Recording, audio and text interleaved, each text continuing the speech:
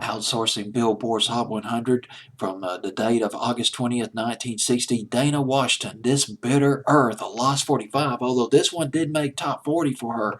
It went from number 26 to number 24 the week of August 20th, 1960. Billboard's Hot 100.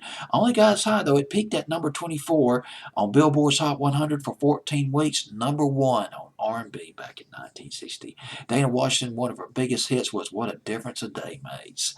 That was also in 1960.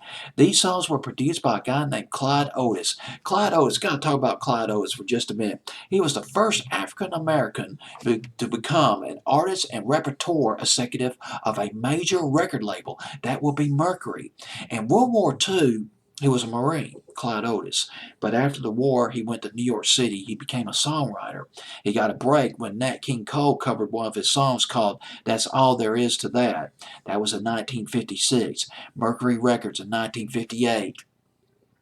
Things steamrolled big time for Clyde Otis. He teamed up with Brooke Benton and they co-wrote a stream of hits, 1959, 60, 61.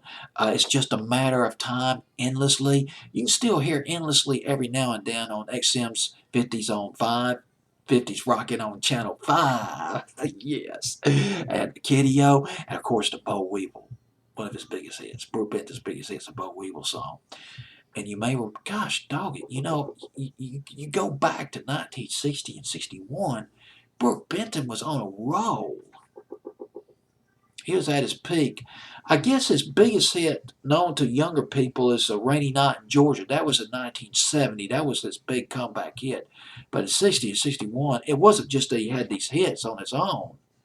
Kiddio, he also teamed up with Dana Washington and came out with "Baby You Got What It Takes," 1960. I believe that's the subtitle of that record. I might be confusing that record with a Marv Johnson record, but Dana Washington and Brooke Benton, they also did a rockin' good way to mess around and fall in love. That was both of those songs, by the way, produced by Clyde Otis. Clyde Otis also produced another one. Remember the song "Hurt" by Timmy Euro in 1962.